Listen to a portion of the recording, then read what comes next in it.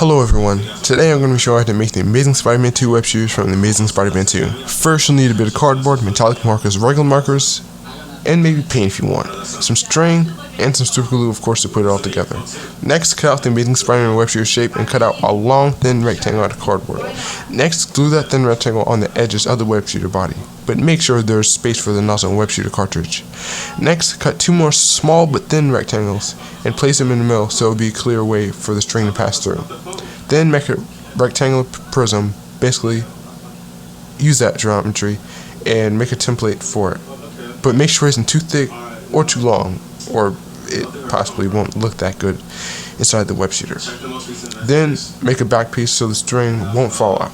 After that, cut out a 1 inch wide rectangle so it can roll into a nozzle. Then wrap a thin piece of paper around the nozzle so it can add a bit of detail. Then glue it to the end of the front of the web shooter. After that, glue the other shape of the web shooter on the top. You're done with the functional part now. For the details, feel free to look at reference photos and cut out detail pieces when you're done. Glue those pieces to the web shooter and color it according to the web shooter from the Amazing Spider-Man 2. And finally, after that, you're done with everything. Now, of course, if you're wondering how am I going to shoot the web shooter, currently I don't actually have a mechanism. Well, I do, but to make it easier, just have a projectile that's heavy enough to pull the string along with it when you throw it. So basically just take the projectile from the web shooter nozzle and just throw it wherever you want. It'll give it a good effect. And also on how to reload the cartridge, you can either use a marker or something like that to be able to reload it, because last time I tried just doing something like this, it was a hassle, but eventually figured it out. So just make sure you get either a marker or something. And also how to wear the web shooter. You can make your own wristband from foam. I advise Velcro, or you can use one of those fitness bands and attach it to that. But if you really want this to be amazing, like for example, look at the cosplayers out there. They have magnetic web shooters that fit on the outside of the web shooter of their costume, which is nice. So I advise, if you're looking forward to doing it with cosplay instead of just wearing it out normally, I advise you to attach a magnet, a neodymium magnet, to be specific, to the bottom of it, and look under your sleeve and fit another magnet in there and make sure they attract to each other. Once you do that, your web shooter will be able to fit on over your sleeve or whatever cosplay item that you're using, and it possibly won't fall off. But I advise just to keep it strong and sturdy. I advise you use either a fitness band or a foam with Velcro or something like that, just to, make sure it stays okay. And make sure to hit that like and subscribe button.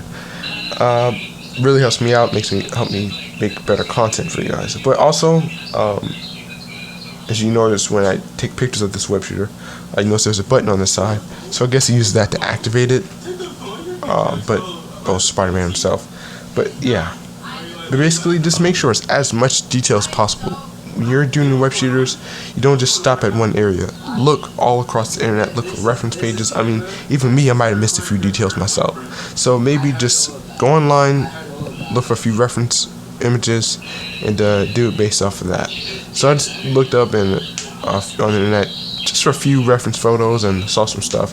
So basically that piece that fits just about over the web shooter cartridge, you can look for that. I mean, luckily the internet helped me out with that because I wouldn't have noticed that.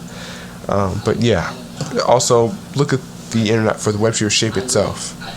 Now, if you really want to make this web shooter shoot without you having to do most of the manual work, just add a spring on the inside or a rubber band depending on what you have. Most people don't have springs, but you don't have to use a pin spring either. You can just buy springs from online, and make sure they're small and everything to fit inside of a nozzle, and make the projectile be able to press onto it. Or you can just attach the spring to the projectile and add like a little ring on the inside, so basically whenever you press it down, and then you can just add a trigger mechanism, so when you press the trigger it'll finally release, which is a pretty good idea.